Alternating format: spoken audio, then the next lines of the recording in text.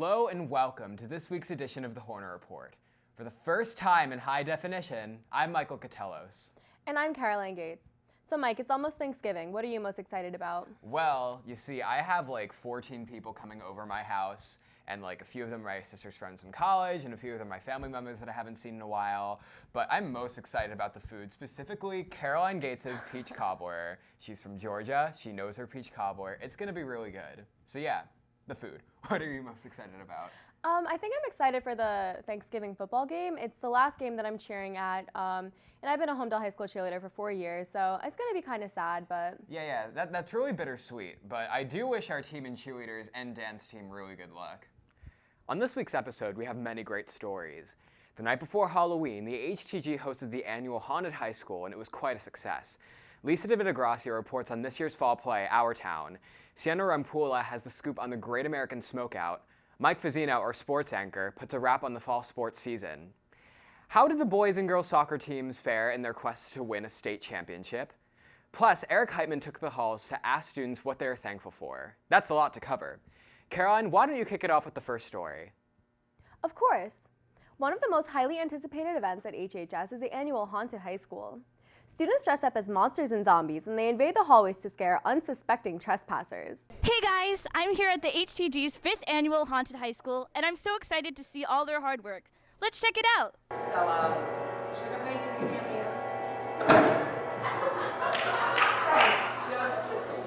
So, what makeup did you have to do? I had to do clown, asylum, and creepy cheerleader makeup. I did Razco's makeup tonight, and for their makeup, it was like creepy doll type of makeup, and it looks really awesome.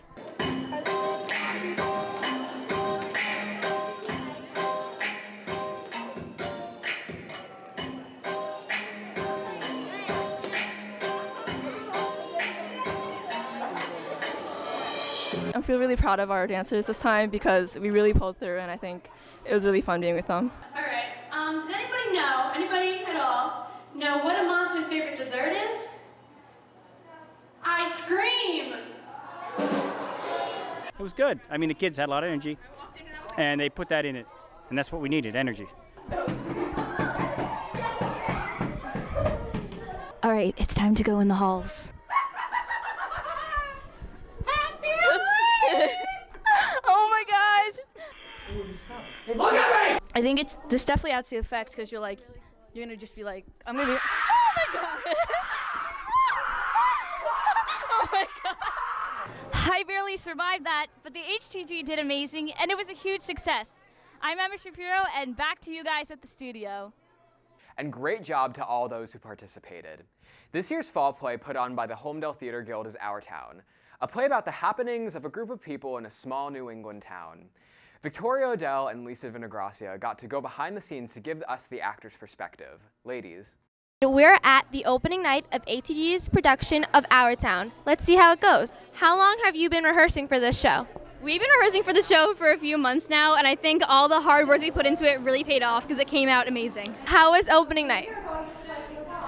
Chaotic, terrifying, exciting, and it was amazing at the same time, though. I can't.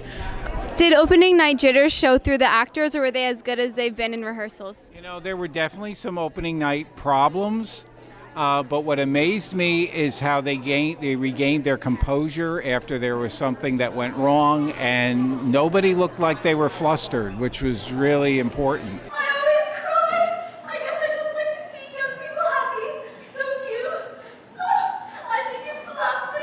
Very happy how the show turned out tonight. I think we all did a really great job. I'm just so excited that we're halfway through it. We've come such a long way. Opening night was good. A lot of kids, especially the actors, the leads, were very nervous before we went on. I think that once you found someone who you're very fond of, I mean someone who's fond of you too, and likes you enough to be interested in your character, I think that's even more important in colleges. How was opening night? It was kind of every emotion on the spectrum. It was kind of terrifying, it was exciting, it was thrilling, it was sad, and it was emotional.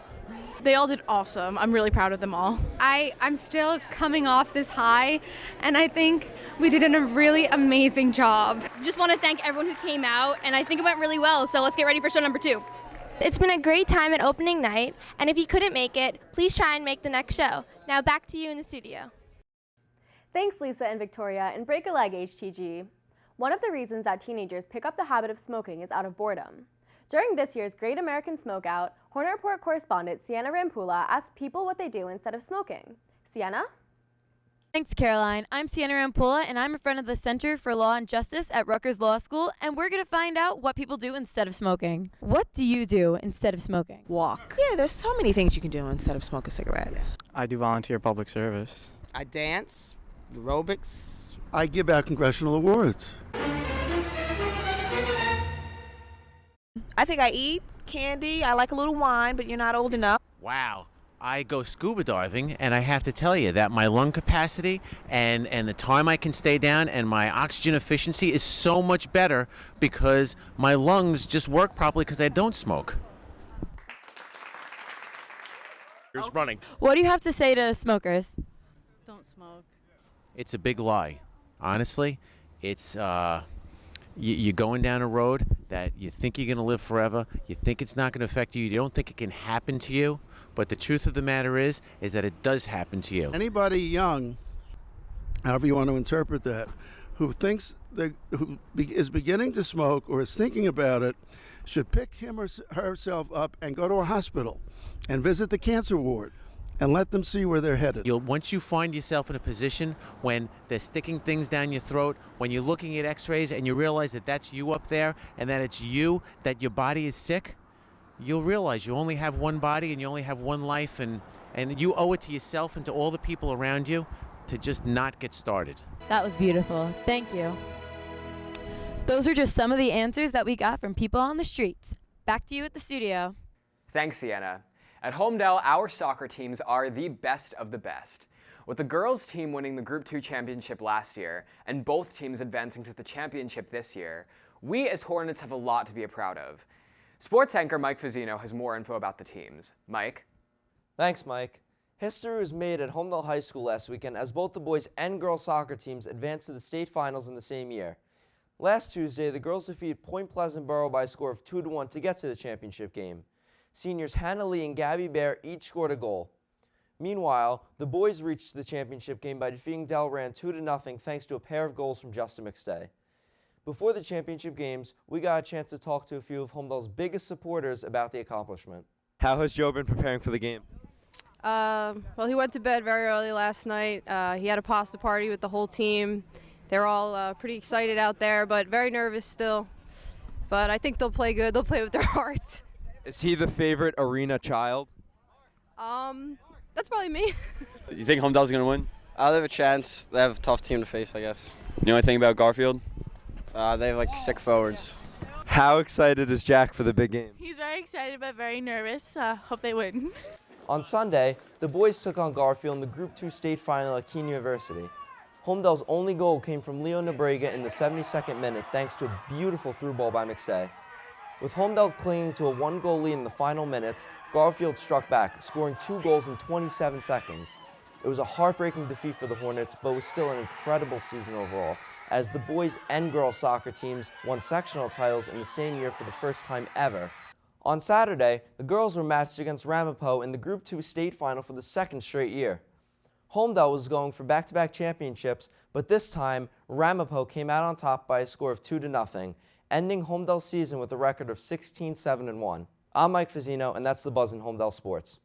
So Caroline, with Thanksgiving right around the corner, what are you most thankful for this year? Probably my mom, Carol, peppermint Oreos, and probably Owen Wilson. What about you? I'd say Frank's Red Hot Sauce / Sriracha, toaster ovens, and my 3 friends. Anyway, Eric Heitman wanted to know what students at HHS were most thankful for, so he took to the halls to ask. Eric?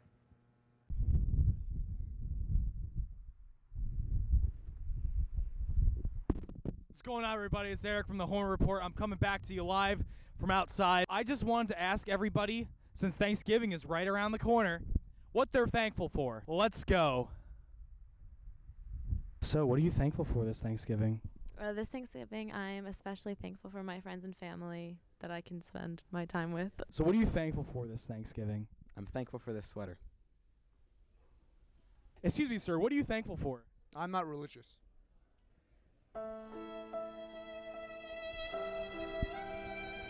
What are you thankful for this Thanksgiving?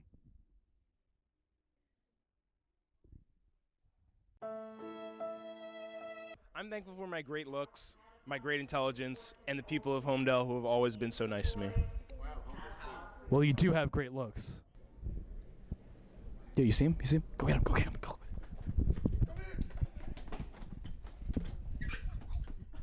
What are you thankful for? What are you thankful for this Thanksgiving, Marissa? I'm thankful for you, Eric. All right, Mike, what are you thankful for this Thanksgiving? I'm thankful for Jersey Mike's because I work there. We have to hold hands. All right. No, we're not holding hands. What are you thankful for? I'm thankful for the food, that my parents put on the table. It's a lot of work they have to put up with. All of this. I guess getting good grades and stuff, and my family being there, and the war on ISIS is getting pretty good on our side, I guess. So. Excuse me, ma'am. Would you like to be interviewed? I just want to ask you what you're thankful for this Thanksgiving. Oh, I'm thankful for my family and friends. Oh no.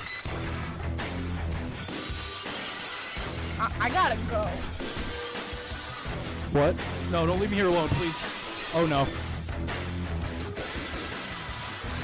Please. No.